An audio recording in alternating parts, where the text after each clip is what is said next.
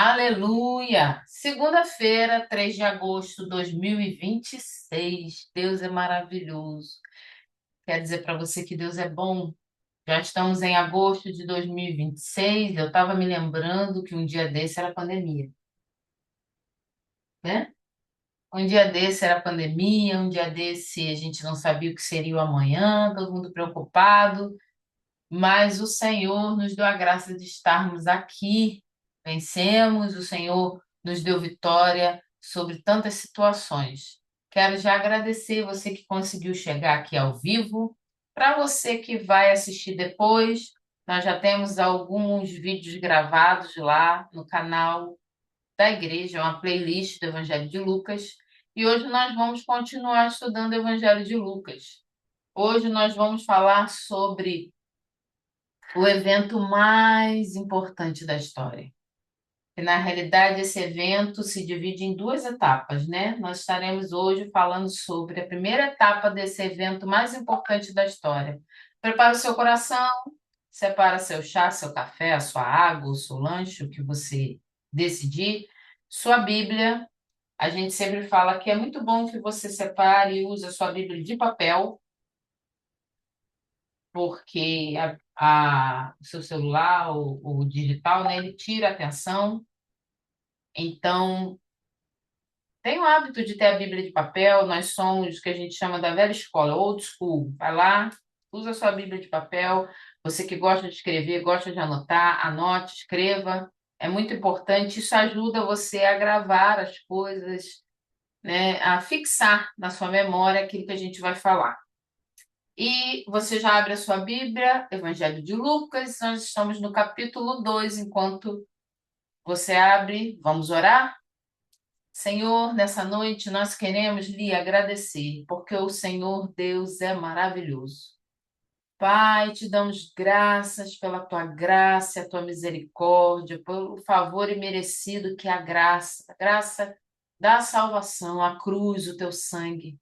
Nessa noite, Pai, eu quero, Senhor, lhe pedir, visita cada coração, visita os lares, visita a mente. Vem, Espírito Santo, transformando o nosso ser, o nosso entendimento, o nosso raciocínio. Tira de nós todo engano, toda nuvem, tudo aquilo que vem embaçar, Senhor, os nossos olhos diante de Ti, diante daquilo que o Senhor deseja falar no nosso coração.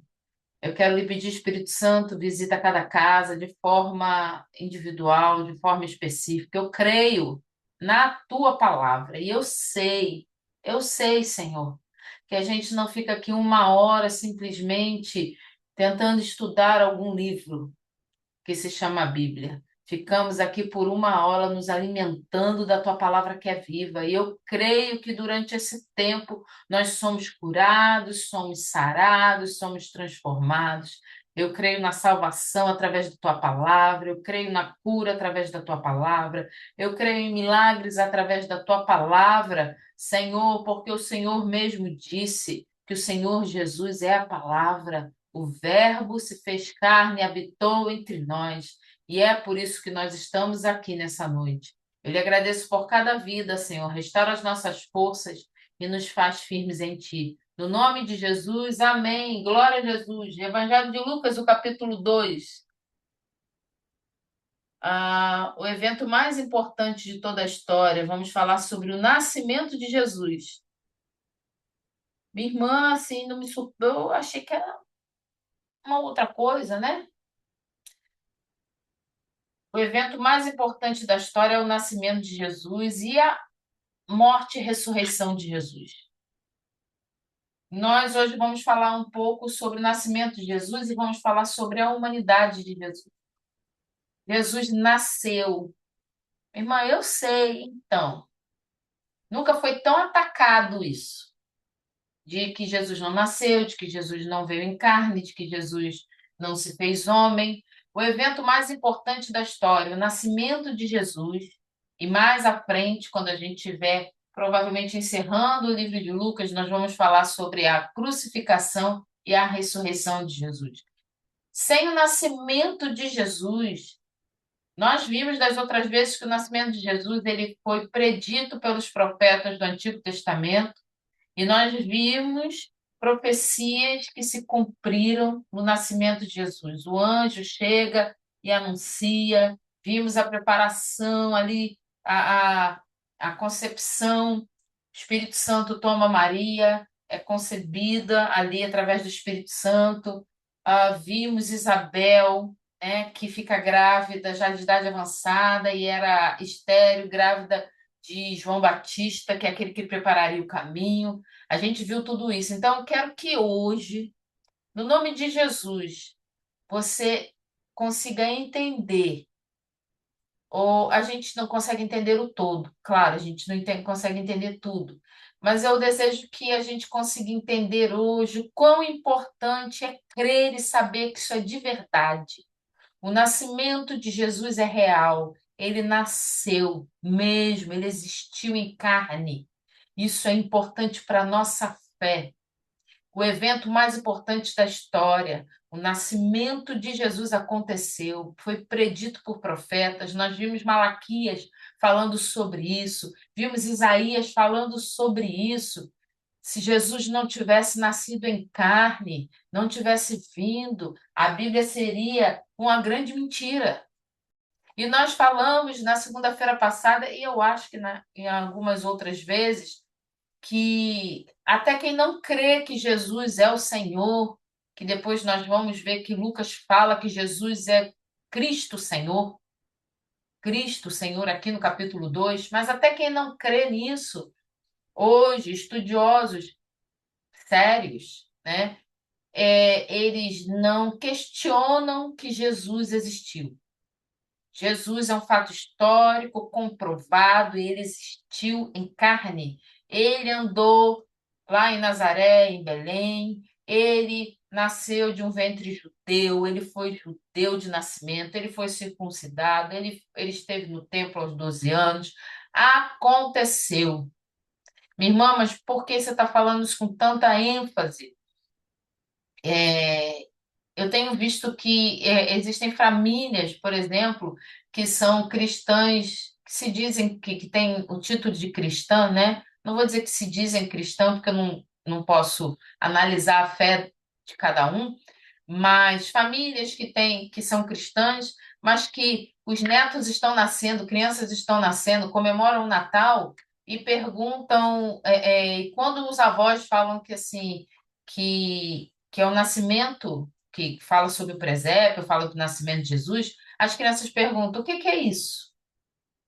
O Natal, ele foi moldado pela sociedade. O Natal foi modificado pela sociedade, por exemplo. O Natal se tornou um dia para todo mundo se confraternizar, ficar legal, e fazer amizade, chamar o vizinho, e botar uma árvore e tal, e contar história, e dormir, criança ganhar presente, você troca presente e tal. Muita fraternidade, muita coisa bonita para falar, mas Jesus já não está mais no centro do Natal. Nós, na segunda-feira passada, a gente falou que até inclusive a data do nascimento de Jesus, né? Que fizeram um cálculo errado. Então, Jesus nasceu 6 anos antes de Cristo. Mas foi um cálculo errado que um ser humano fez. Isso não quer dizer que Jesus não nasceu, ele nasceu. Ele esteve entre nós. Isso é muito importante para a nossa fé. Hoje nós vamos falar sobre o nascimento de Jesus, aquele que é o Cristo, Senhor e Salvador das nossas almas. É o evento mais importante da história, porque nós aqui do Ocidente contamos antes de Cristo e depois de Cristo. Mudou o calendário, mudou a contagem do tempo. As coisas mudaram. Nós não podemos mais fingir que nada está acontecendo. Nós temos visto os ataques extremos à humanidade de Cristo. Fora, claro, que Jesus é o Cristo, que Jesus é o Senhor, que Jesus é Deus, mas isso já é um outro tópico para outra conversa num outro dia. Hoje nós vamos focar aqui no nascimento de Jesus. Então, vai lá na sua Bíblia, Evangelho de Lucas, capítulo 2. Vamos ler o versículo 6 e o 7. Diz assim: Enquanto estavam lá, chegou o tempo de nascer o bebê, e ela deu à luz o seu primogênito. Envolveu-o em panos e o colocou numa manjedoura, porque não havia lugar para eles na hospedaria. A gente tem visto que um versículo dá muito assunto. Um versículo a gente consegue ver muita coisa. Nós ficamos várias segundas-feiras falando do capítulo primeiro, falamos dos primeiros versículos do capítulo primeiro. Nesses dois versos aqui não é diferente. Dois versos que falam sobre o nascimento daquele que foi predito pelos profetas, anunciado pelo anjo Gabriel, uma jovem, uma adolescente, né, que estava prometida a casamento, recebe a notícia que vai conceber e dar à luz ao Filho de Deus. E que esse será o Salvador do mundo. Por isso, esse é o evento mais importante da história. Nasceu o Salvador da humanidade. A gente vai ver aqui que os céus vão se mover, vai ter seres celestiais entoando como um coro: glória, glória, glória a Deus nas alturas e paz na terra aos homens de boa vontade, aos homens a quem o Senhor quer bem. É algo que muda a história da humanidade. Aquilo que foi preparado antes da fundação do mundo, antes do Gênesis, antes da criação, antes de Adão, antes de Eva, aquilo que já estava pronto. Porque nós vimos quando a gente estudou o Evangelho de João, Jesus sempre existiu. Ele não foi criado num tempo, Jesus é eterno. E agora ele se faz carne. É muito importante você entender e ter base de fé e não ter conflito sobre isso. Minha irmã, mas como é que pode um Deus que vira uma pessoa, um Deus que se faz carne, que vira gente?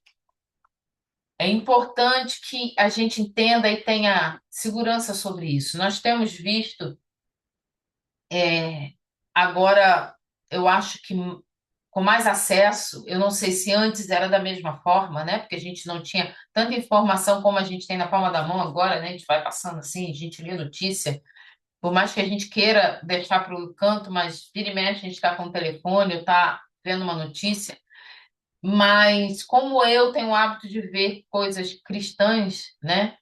Então eu vejo muitos ataques, vejo muita pessoas que aparentemente serviam verdadeiramente ao Senhor, abandonando a Cristo com dúvidas assim que não era para que ter dúvida naquilo. Por que a pessoa duvidou disso? Por que que ela foi enganada dessa forma? Porque a sua fé não estava alicerçada na palavra. Tenha a sua fé alicerçada na palavra. O que a gente falou aqui na segunda-feira passada, o problema não é perguntar, o problema é não crer na resposta. Nós devemos perguntar, procurar saber, não botar aquela dúvida lá no fundo, assim, não, não, é falta de fé. Não, se eu perguntar isso, se eu procurar saber disso, o que que vão pensar de mim? Procure saber, procure na Bíblia, procure na palavra. Pode acontecer de não ter uma resposta, às vezes a gente não tem a resposta.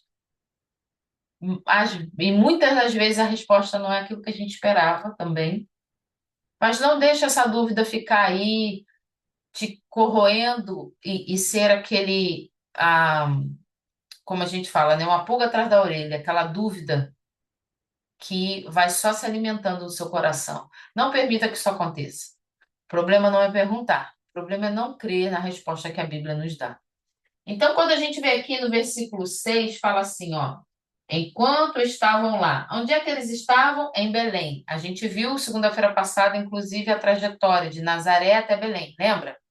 Eles estavam lá. Quem estava lá? José e Maria.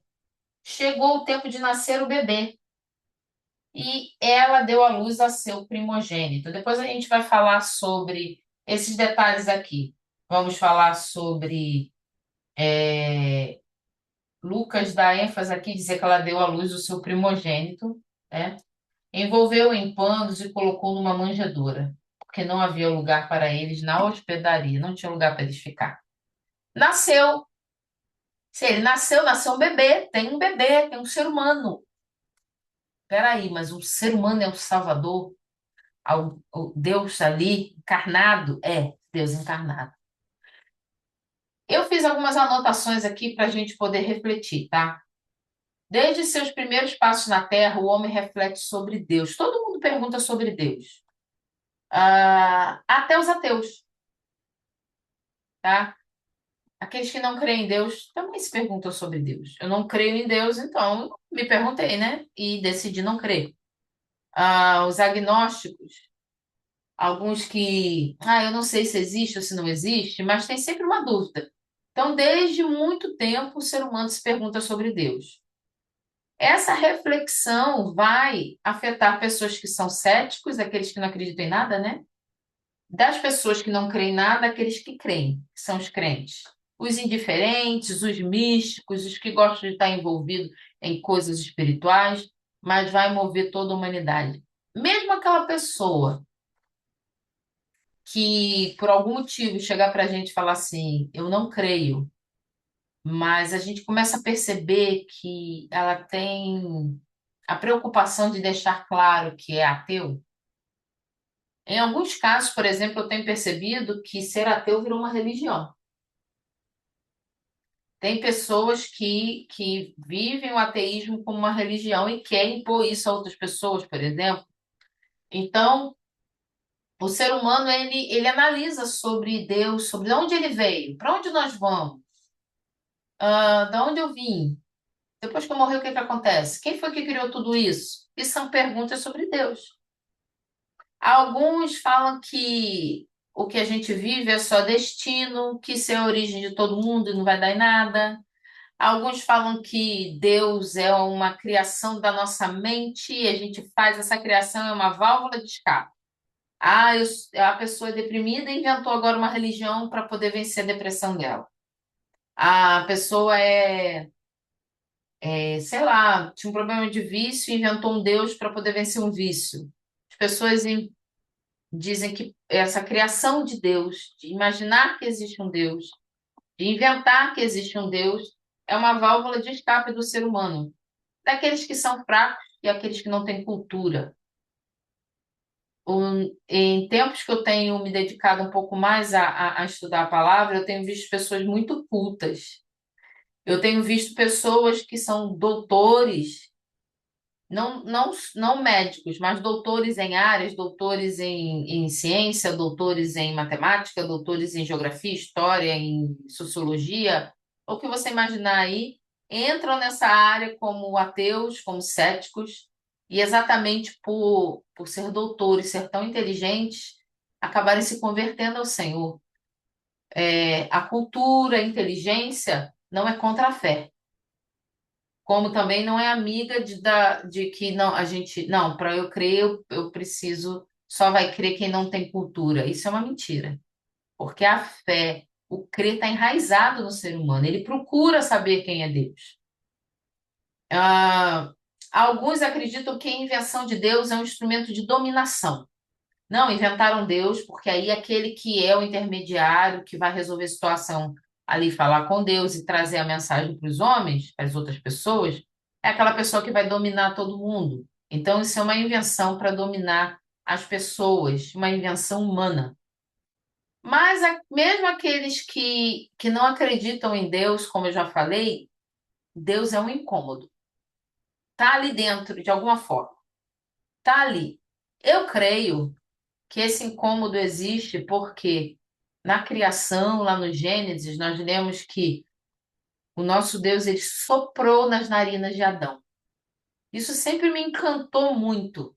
Por exemplo, toda a criação, Deus diz assim: haja isso, haja aquilo, haja luz, haja os seres aquáticos, haja os animais que voam, e ele vai falando e vai acontecendo, vai falando e vai acontecendo. Só que quando chega na hora de criar o homem, além dele moldar com as suas próprias mãos, no meu pensamento, eu penso assim, o Senhor podia ter falado para que Adão tivesse vida. Haja vida em Adão. Que Adão anda, mandasse ele andar, ele ia andar. Qualquer coisa que o Senhor falasse iria fazer com que Adão vivesse. Só que o nosso Deus soprou. Ele tirou de dentro dele, soprou dentro de Adão. E ele se tornou alma vivente. saiu vida de dentro de Deus para dentro de Adão. Eu creio que exatamente por isso todos nós temos esse incômodo sobre Deus, da existência de Deus, mesmo naqueles que não acreditam em Deus. Aqui no Evangelho de Lucas, que a gente está estudando, nós encontramos aqui Jesus Cristo. Minha irmã, a senhora está falando de Deus e Jesus Cristo, talvez você que vai assistir esse vídeo depois não entenda como Jesus pode ser chamado de Deus e Senhor. Não entenda isso, não entre na sua cabeça. Ou às vezes você está há tempos na igreja e, e até se acomodou com essa ideia. Talvez você se converteu, foi encontrado por Jesus, mas depois você tem criado questionamentos. Vamos ser claros, Jesus, ele é Deus. E ele é o Deus encarnado. Não dá para a gente fazer meia volta na conversa. Porque para ficar bonito na filmagem, para ficar elegante conforme a moda, né? Conforme as pessoas querem, conforme a sociedade fala. Não, Jesus é um cara legal. Jesus, ele. Eu até acho que ele existiu, mas assim, é porque ele veio revolucionar, ele veio. Não, Jesus, ele é o Deus encarnado. E é isso. Ele é o Deus, ele não é um Deus encarnado, ele é o Deus, o único Deus encarnado. Por isso que o nascimento de Jesus é o evento mais importante da história da humanidade, porque se materializou, aconteceu a promessa. Aquele que viria e pisaria a cabeça da serpente. Aquele que seria o descendente da mulher, como diz lá em Gênesis.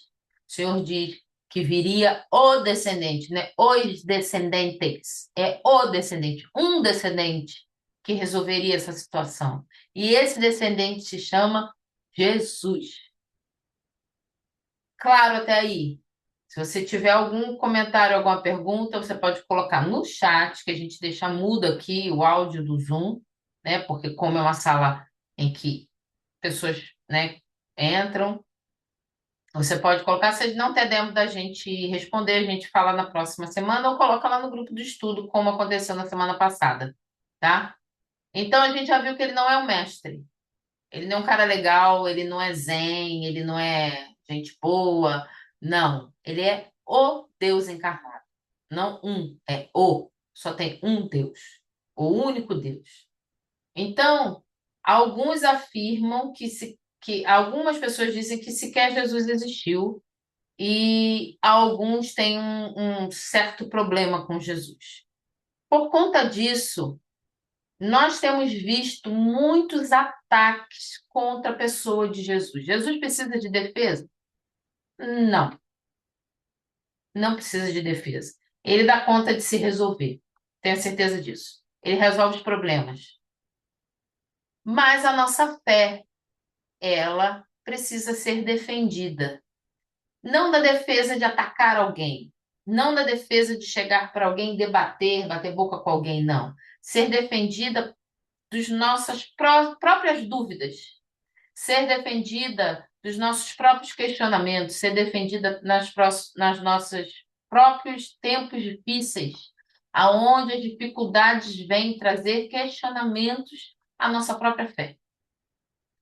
Por quê? Quando nós temos a nossa fé alicerçada na palavra e em Cristo, em Jesus, as situações virão, a gente pode ficar preocupada, a gente pode até duvidar do que vai acontecer, ter medo, ter dificuldade, ter tristeza e dor, mas a gente não duvida que Jesus é Deus, que Jesus é Senhor, a gente não duvida que nós vamos encontrar com Ele um dia, a gente não duvida que Ele reina, a gente não duvida que Ele nasceu do ventre de uma mulher de verdade, que Ele realmente se fez carne, que Ele não nasceu no coração dos homens, Existem uns que falam assim, não, peraí, Jesus não assim exatamente nasceu. Ele nasceu no coração das pessoas.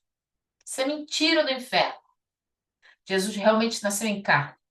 Há muito tempo atrás eu vi uma pastora aqui, eu não sei se foi no Canadá ou aqui nos Estados Unidos, aonde ela subiu uma vez no púlpito e ela pregando, ela falou, eu tenho que confessar que há mais de 7 anos eu não creio que Jesus é Deus nem que ele veio em carne.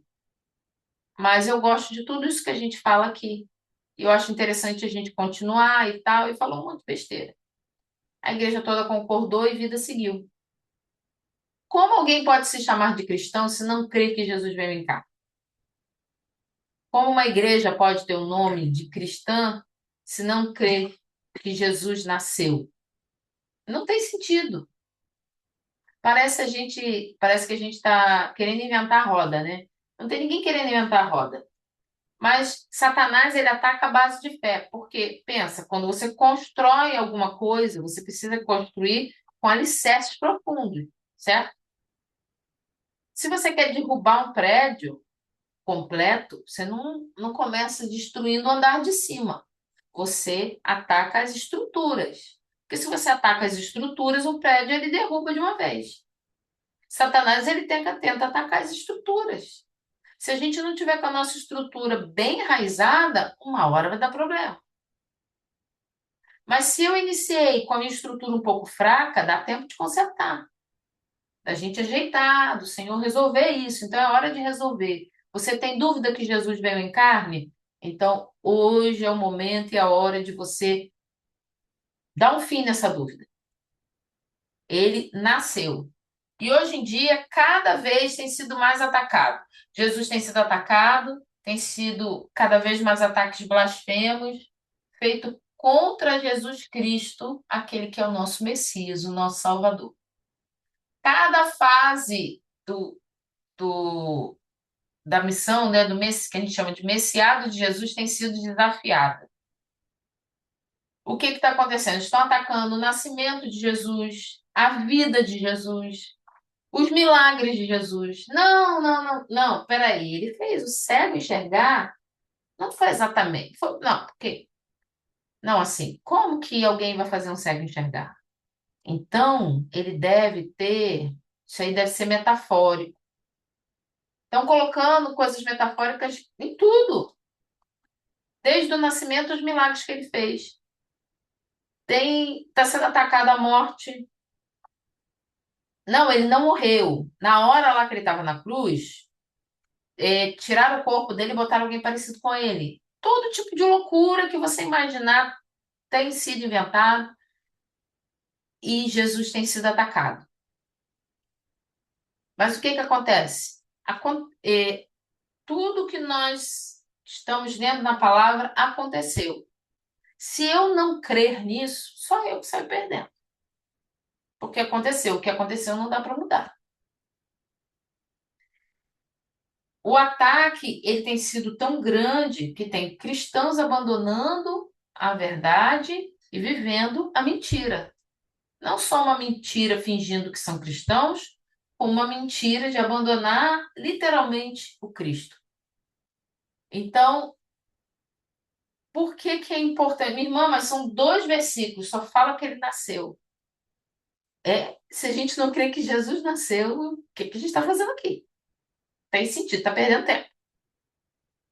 Se por algum motivo você tem dúvida, o Senhor Jesus vai responder e vai sarar todas as dúvidas. O Evangelho de Lucas, ele tem o propósito de apresentar a humanidade do Salvador. Quando nós estudamos o Evangelho de João, nós falamos sobre o propósito do Evangelho de João. Aqui o Evangelho de Lucas, ele é chamado de Evangelho missionário, porque Jesus, a gente vai ver que o Evangelho é pregado para quem não é judeu, para romano, para grego, é para todos aqui, para todos, todos. O desejo do Senhor é que todos se salvem, diz a palavra. Mas também tem o Evangelho de Lucas o propósito de apresentar a humanidade de Jesus. Ó, presta atenção. Nós cremos em Jesus que é 100%, foi 100% homem. Ele era 100% homem, 100% Deus. Irmã, a conta não fecha. É, não fecha. Aí entra a fé. Como que a gente faz essa conta? Não tem como fazer a conta. Ah, mas isso não funciona. Por isso que ele é Deus. Na minha cabeça não funciona, mas na dele funciona. Então aqui nós vamos tratar hoje do ponto que fala sobre a humanidade de Jesus.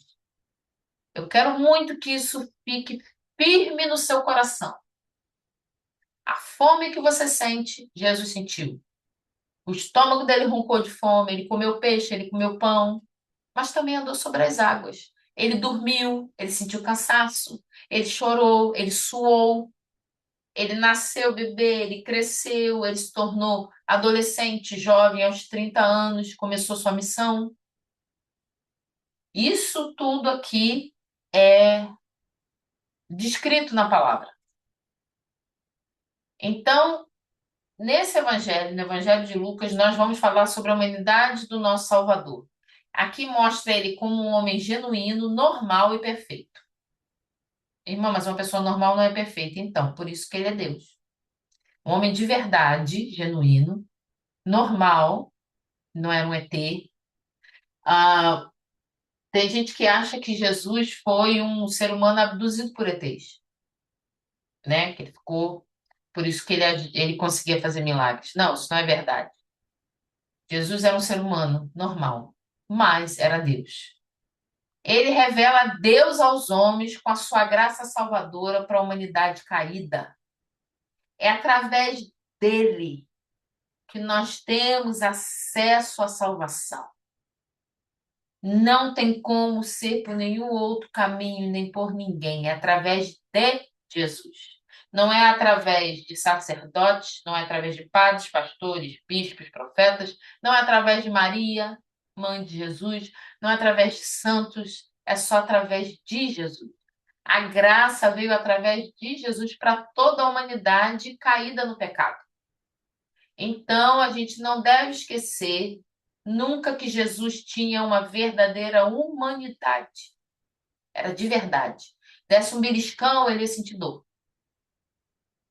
A Bíblia declara que Jesus veio manifesto em carne. Vai lá em João, capítulo 1, verso 14. Você está em Lucas, ou próximo livro da sua Bíblia. Se não tiver muito hábito aqui, a gente tem o costume de orientar onde estão os livros para facilitar. João 1, 14.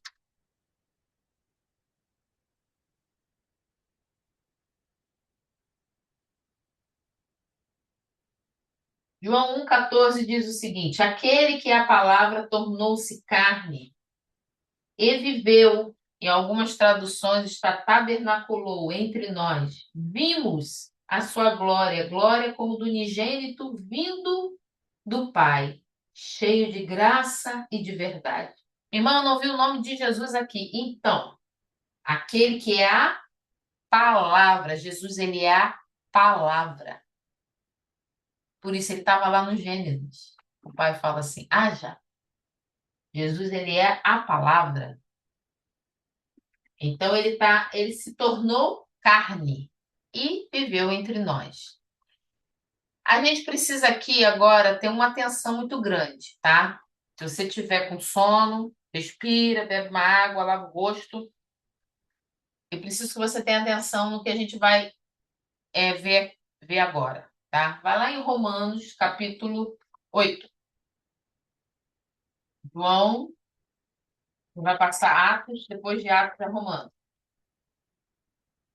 Romanos 8, verso 3.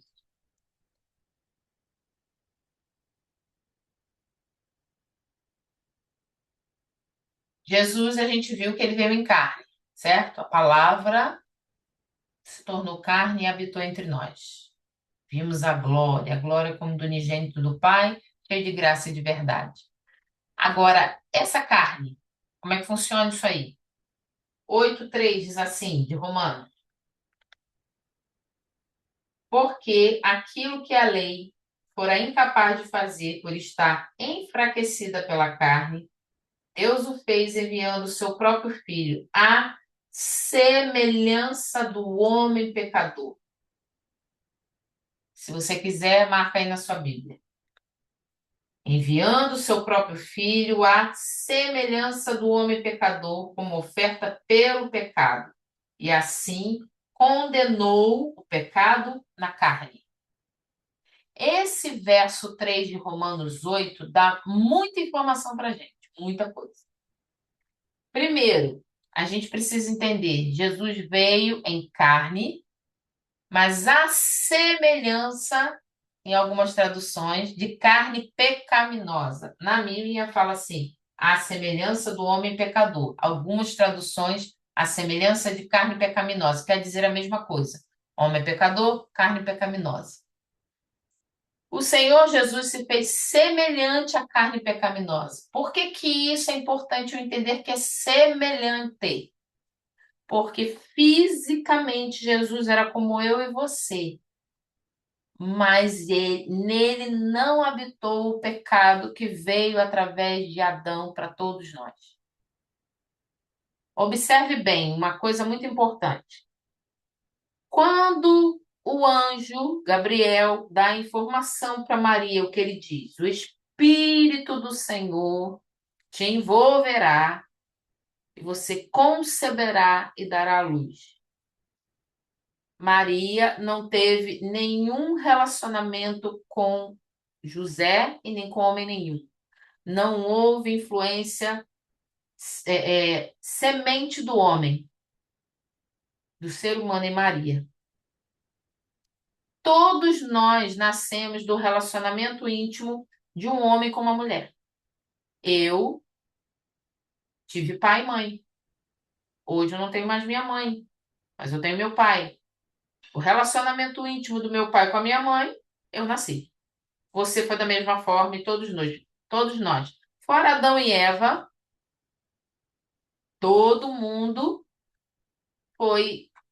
nasceu dessa forma, né? Foi concebido dessa maneira. Observe que Jesus não foi concebido dessa forma. O Espírito do Senhor encobriu Maria, e a gente já falou sobre isso. Tem gente doida dizendo que o Espírito Santo teve um relacionamento íntimo com Maria. Você está entendendo qual é o relacionamento íntimo que eu estou falando? Isso não aconteceu, tá? Isso é maluquice, não tem nenhuma, não tem palavra nenhuma, não tem nada que dá espaço para isso. Ela foi envolvida pelo poder, a sombra, né? Fala que a sombra do Senhor a cobriu, ela foi envolvida pela sombra, pelo Espírito Santo ali. Você vê que não tem nenhuma influência do homem, do ser humano. Quando o nosso Senhor Jesus nasce, ele nasce à semelhança de carne pecaminosa. O que quer dizer isso? Ele tem físico de um homem, de um ser humano, mas ele não tem a herança do pecado que veio de Adão. Como que isso é possível? Porque não teve nenhum relacionamento ali, nenhuma influência de homem. Não teve um relacionamento sexual de Maria com José ou com qualquer outro homem. Mas todos nós viemos da mesma forma. Todos nós somos descendentes de Adão desta forma. Quando Adão pecou lá no Gênesis, todos aqueles que vieram depois vieram com. Para ficar fácil para entender, né? Não é bem isso, mas para ficar fácil para entender, com defeito de fábrica. Imagina que você tivesse uma forma perfeita, Deus fez a forma, fez Adão perfeito, mas ali no pecado criou-se um problema, uma quebra. A partir de todos aqueles que nascessem de Adão para cá, nasceram com esse amassado, com essa quebra, com esse problema que se chama o pecado. Então, nós entendemos e sabemos, biblicamente, Adão não teve filhos antes da queda. Isso é muito importante. A Bíblia também não dá nenhum espaço para isso, tá? Adão e Eva não tiveram filhos antes lá de Gênesis 3, onde acontece a que a gente chama de queda. O que que é a queda? O momento ali da desobediência, que vai lá, come do fruto da árvore, né? Ela come, dá para Adão, e a palavra de Deus diz que os olhos se abriram e eles morreram espiritualmente. Aí ele começa a morrer, né? Também fisicamente. Não houve, tá? Também tem muita maluquice. Adão não teve filho antes disso. Então, toda a humanidade, toda, exceto Jesus, nasceu com esse problema, que é o pecado que vem de Adão. É uma herança que Adão deixou pra gente, né? É, às vezes a gente, né, brinca, né? A família não deixa dinheiro, mas deixa alguns problemas. Não deixa herança em dinheiro, mas deixa umas contas para pagar. Mais ou menos, né? Então, você conseguiu entender? Jesus veio à semelhança de carne pecaminosa. Semelhança por quê? Porque ele tinha um corpo físico, mas ele não era idêntico porque ele não pecou. Ele não veio com esse pecado de Adão. Isso é algo que é base de fé. Se a gente não crer nisso, não entender, não crer, a nossa fé vai ser estruturada numa base muito fraca, sem base. É como construir uma casa na areia, como diz a palavra, né? O próprio Jesus fala, construir a casa na areia. Vai vir um vento para derrubar. Então, é a semelhança no tocante ao pecado. Por isso que eu fiz toda essa volta, tá? Ele nasceu em carne, mas ele não pecou. Por isso que é semelhança. E seria bom se você marcasse isso na sua Bíblia para você não esquecer. Quando Cristo se fez carne, ele não tomou sobre si a corrupção da carne, mas apenas a sua semelhança. A corrupção é o pecado.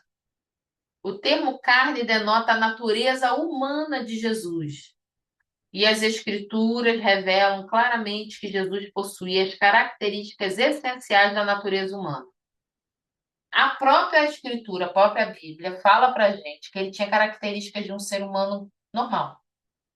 Ele tinha um corpo material e uma alma racional. Ele tinha corpo e tinha uma alma que raciocinava, ok?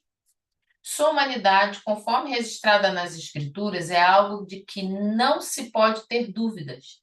Ao nascer, Jesus Cristo sujeitou-se às condições da vida humana, bem como do corpo humano. Isso é tão lindo que em tudo, o nosso Deus nos entende. Em tudo, Jesus sabe. Jesus sabe como que dói pecar. Ele sabe porque ele viu seus amigos pecando contra ele. Jesus sabe como dói ser abandonado pela sua família, pelos seus amigos. Jesus sabe o que é sentir solidão, não porque, né, ele está se tendo compaixão e está se solidarizando com a minha dor. Não, ele sentiu a dor do abandono. Todos abandonaram Jesus, ninguém ficou com ele. Na hora da cruz, ninguém ficou. Foi todo mundo embora. Ele sabe o que é ser traído.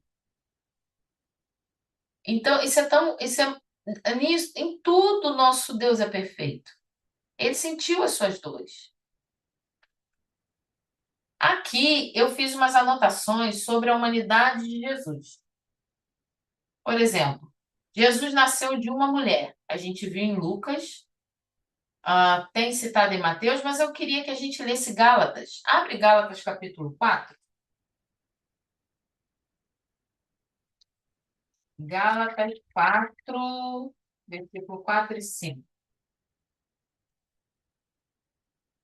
Porque a gente vê falar do nascimento de Jesus, né? Em Mateus e em Lucas, porque registra o nascimento de Jesus. Mas vamos ver em outro que não fala especificamente, né? Maria, ficou grávida, tudo aquilo. Gálatas 4, versículo 4 e 5.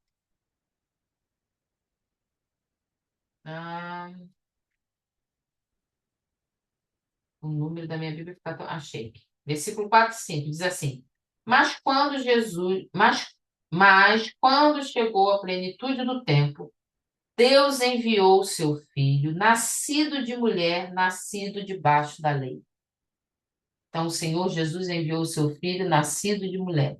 Jesus cresceu como uma pessoa normal. Volta lá para Lucas, capítulo 2. Só que a gente vai ler aqui o versículo 52.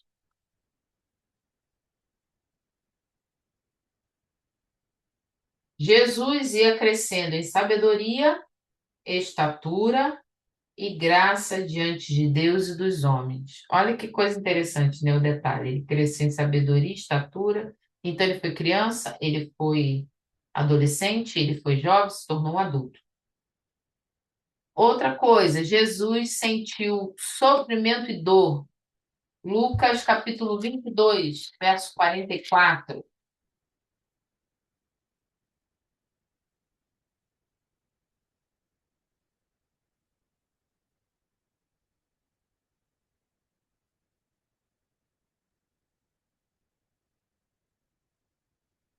Estando angustiado, ele orou ainda mais intensamente, e o seu suor era como gotas de sangue que caíam no chão. Ele sentiu dor e sofrimento. É Jesus aqui no Monte das Oliveiras, no Jardim de Getsemane. Jesus sentiu cansaço. João capítulo 4, verso 6. Vai lá para João 4, verso 6. Havia ali,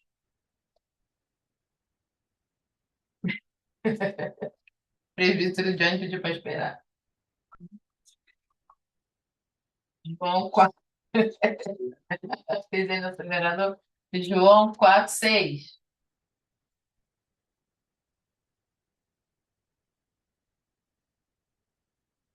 Amém?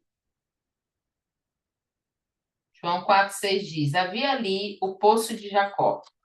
Jesus, cansado da viagem, sentou-se à beira do poço. Isto se deu por volta do meio-dia. Jesus teve fome. Mateus 4:2.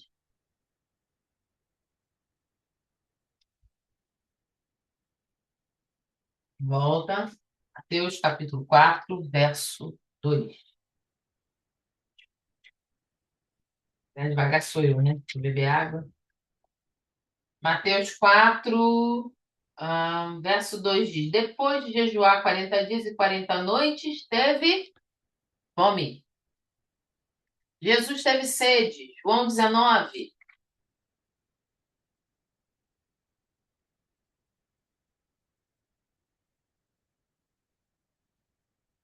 19, 28.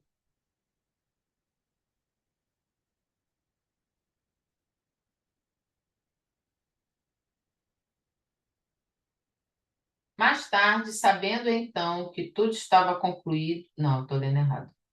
19, 28. Ei. Ah, sim, tá certo. Mais tarde, sabendo então que tudo estava concluído, para que a escritura se cumprisse, Jesus disse: Tenho sede. Isso aqui foi na cruz. Tinha emoções. Lucas 10. Volta para Lucas. Lucas 10, 21.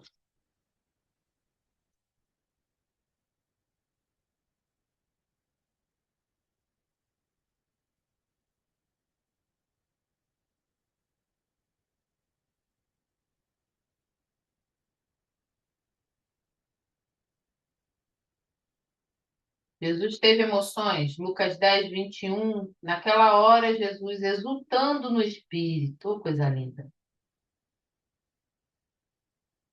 Gente, né? A Bíblia está falando que o espírito do Senhor Jesus estava exultando, quer dizer, estava alegre, exultando. Naquela hora, Jesus, exultando no espírito, disse: Eu te louvo, Pai, Senhor do céu e da terra, porque escondeste essas coisas dos sábios e cultos e as revelaste aos pequeninos. Sim, Pai, pois assim foi do teu agrado. Onde é que estão as emoções aqui? Exultando no espírito. João 11, 33.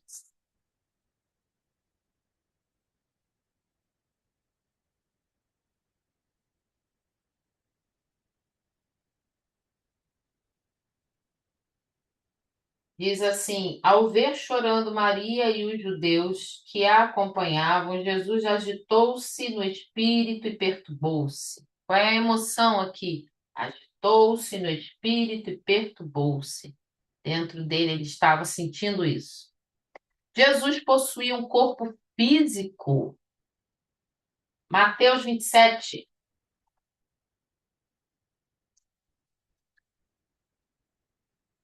E depois que ele ressuscitou, continuou tendo um corpo físico. Não virou um fantasma. Mas esse aqui é antes. Eu acho que é antes, né? Vamos ver. Mateus 27, 57 até o 60.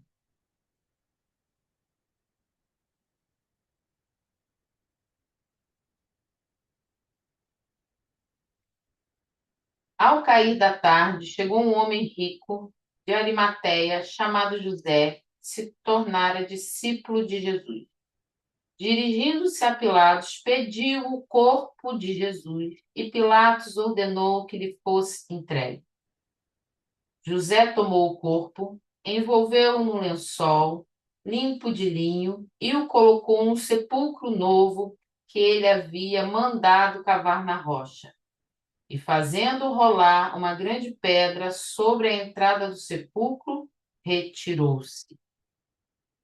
Testemunhas recolhendo o corpo de Jesus depois que ele morreu na cruz. Então, ele tinha um corpo físico, não era um fantasma. Possuía alma racional. Mateus 26, versículo 38. Volta só um pouquinho que você vai achar. Disse-lhes então: a minha alma está profundamente triste, numa tristeza mortal. Fiquem aqui e vigiem comigo. E o 10º que eu anotei: Jesus possuía espírito humano. Lucas 23, 46.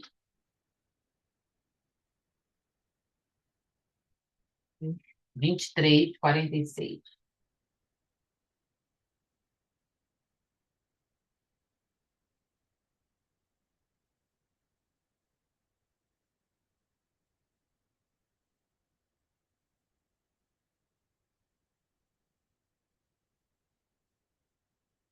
Jesus bradou em alta voz: Pai, nas tuas mãos entrego o meu espírito. Tendo dito isso, expirou. Lucas 23, 46. Bem aí em cima. Sua bebê igual a minha, bem em cima. É, pequenininho. Jesus bradou em alta voz: Pai, em tuas mãos entrego o meu espírito. Aqui são alguns itens que eu anotei sobre a humanidade de Jesus demonstrada na Bíblia. Minha irmã, por que que isso é tão importante? Nós vamos ver no decorrer, provavelmente no decorrer do estudo do Evangelho de Lucas, que era necessário que houvesse um corpo. A palavra de Deus diz que está declarado na palavra do Senhor, o Senhor falando, né, que sacrifício e oferta não quiseste, mas um corpo me preparaste. Nós vemos que os sacrifícios do Antigo Testamento não deram conta do problema do pecado. Existia uma ira que precisava ser saciada. Ira de quem? Ira do Criador. Deus é 100% santo e nós somos 100% pecadores. Lembra do problema lá de Adão? Problema da forma? Bem-vindo. Essa é a realidade. Como que nós, 100% pecadores, estaríamos diante de um Deus 100% santo? A gente já falou isso outras vezes, principalmente no estudo de João, que a santidade de Deus é como se fosse algo, uma bomba atômica. Tem um efeito catastrófico. Nós seríamos pulverizados, literalmente, diante da santidade desse Deus. Seríamos destruídos. como então chegar até esse Deus? A gente viu que Deus decidiu se revelar ao homem. A gente não dá conta nem de procurar Deus. Mesmo que a gente tenha aquela coisa ali de um Deus incomodando e tal, mas a palavra de Deus fala que ele se revelou. Ele se revelou na criação. Ele decidiu se revelar na palavra. Ele toma a iniciativa. É ele que toma a iniciativa. A gente não dá conta. Ah, tem a parábola da ovelha perdida, por exemplo. Eram 100 ovelhas, uma se perdeu e 99 ficou. A ovelha, o animal, ovelha, ele não dá conta nem que ele se perdeu. Ele tenta voltar e não sabe voltar. Por isso que o bom pastor deixa as 99 lá e vai atrás da outra que se perdeu. Nós somos comparados à ovelha. Espiritualmente, a gente é totalmente assim, lento, desconectado. Não sabemos, a gente não sabe, porque nós fomos corrompidos pelo pecado. O nosso entendimento espiritual foi destruído pelo pecado. Se o Senhor não for nos buscar, a gente não dá conta de encontrá-lo. Como que ele fez isso? Enviando o seu filho em carne, a semelhança de carne. E a gente vai ver no estudo do Evangelho de Lucas que era necessário sacrifício perfeito. Quando a gente chegar na parte da crucificação, a gente vai ver a necessidade. Era necessário. Jesus não era algo como, Deus é todo poderoso. Então assim, ele não tinha muito o que fazer e foi lá se envolver lá com os homens para ver no que ia dar e resolver o problema. E ele nem sentiu nada, foi mole para ele resolver, tá tudo certo. Nosso Deus não é como o Deus daqueles panteões gregos, daquela invenção louca que que mente, que manipula, que cria situação para poder se encaixar dentro do que ele deseja. Não, não. Nosso Deus, ele é criador de todas as coisas. E existia e existe uma ira santa diante de nós. Para que nós pudéssemos ter a esperança da salvação, era necessário que o próprio Deus resolvesse essa situação que a gente criou. Porque o pecado foi um problema que nós criamos. Deus não decidiu que o homem pecasse. Foi escolha de Adão, escolha de Eva e a nossa escolha todos os dias. Mas lembra que eu falei que ele decide se revelar, ele foi buscar a ovelha, porque no pecado a gente fica desorientadinha. Ele, na sua revelação, ele no seu poder, ele sabe que só ele pode resolver. O que que ele fez? Ele providenciou a solução para o problema, que era o seu próprio filho. Quando nós estudamos a Bíblia, de Gênesis a Apocalipse, a Bíblia inteira, tenha isso no seu coração, aponta para Cristo. Toda a Bíblia, até Esther, onde você não encontra o nome de Deus claramente escrito, aponta para Jesus. Jesus ele está no Gênesis, Jesus ele está em Levítico, Jesus está em Deuteronômio, Jesus está em Números, Jesus está em Josué. Jesus se apresenta aquele que se apresenta diante de Josué ali. Quando Josué olha e fala assim, se apresenta o comandante do exército celestial. Ele diz: Eu sou o comandante do exército celestial. A gente vê Jesus aparecendo para Abraão. Jesus aparece em toda a Bíblia. A Bíblia conta a história da salvação através de Jesus. Então, foi necessário, não é brincadeira. Não, é bonitinho o Natal, é lindo. É tempo de esperança, mas por que que é tempo de esperança? Por que que se renova a esperança da humanidade no Natal? Por que que nós pensamos no Natal? Por que se renova a esperança? Porque o nosso Deus proporcionou a solução do problema. Não tem como solucionar esse problema longe de Jesus. E ele enviou o seu filho. Nosso Deus enviou o seu único filho para que todo aquele que nele crê não pereça, mas tenha vida eterna. Então foi necessário que ele viesse em cá. A partir desse entendimento que nós estamos tendo, vai ficar mais fácil entendermos tudo aquilo que a gente vai estudar no Evangelho de Lucas. Eu quero pedir para que você prepare o seu coração, porque a jornada do Evangelho de Lucas, como sempre, a Bíblia mas como agora, nesse momento, nós estamos falando do Evangelho de Lucas, essa jornada é uma jornada transformadora. Vai trazer para o nosso coração a certeza que o nosso Deus não é o alvo e que ele não brinca de ser Deus. Que independente da situação em que nós estivermos vivendo, ele continua sendo Deus Altíssimo. Que Jesus, ele é o Cristo, sim. O que quer dizer Cristo? Aquele que é o sacrifício que veio para salvar, mas ele também é Senhor. Ele não é só Salvador, que já é muita coisa, mas ele também é Senhor. A gente vai ver muita coisa no Evangelho de Lucas. Então, nessa semana, se você quiser tirar print da tela e dar uma nova lida nesses versículos, convido você a ler novamente.